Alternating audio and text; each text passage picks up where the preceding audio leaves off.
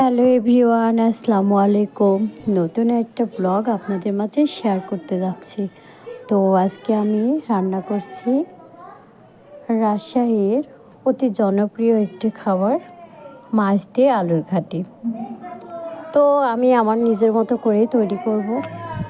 তো আমি আগে থেকে আলুটা কেটে সিদ্ধ করে নিয়েছি। এবার আমি ধনিয়া গুঁড়া, মরিচ গুঁড়া, লবণ, হলুদ, পেঁয়াজ রসুন বাটা, আদা বাটা, একটু গোলমরিচ, দারচিনি, এলাচ দিয়ে দিলাম গোটা, আর কিছুটা বেটে দিলাম। দিয়ে এবার আমি মাছটা সুন্দর করে পরিষ্কার করে ধুয়ে, আর মাছটা আমি কোনো ভেজে নিই না, এখানে এবার কষিয়ে কষিয়ে কিছুটা মাছটা কষিয়ে নিব। তো কষিয়ে নেওয়ার পরে একটু ঢাকা দেবার, একটু ভালো করে যেন মাথাটা আমি কেটে রেখেছি, মাথাটা যেন সুন্দরভাবে মশলাগুলো ঢুকে যায় আর ভেতর থেকে খুবই নরম হয়ে যায়। তো এবার আমার সেই আলুগুলো আমি দিয়ে দিলাম। এখানে আমি আলুগুলো একদম মিহি করে করি নাই, যেহেতু গোটা গোটা করে রেখেছি। তো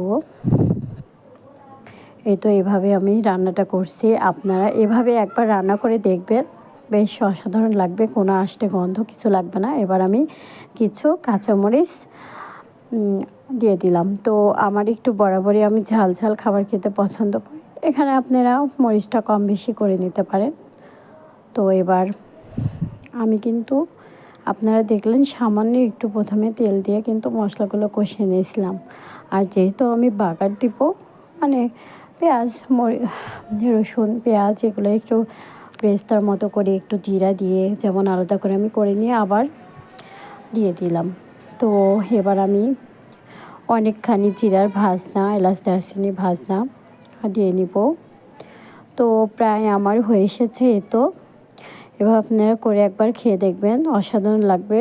ভালো থাকবেন, সুস্থ থাকবেন, আমার চ্যানেলটাতে সাবস্ক্রাইব করে দিবেন। আল্লাহ হাফিজ।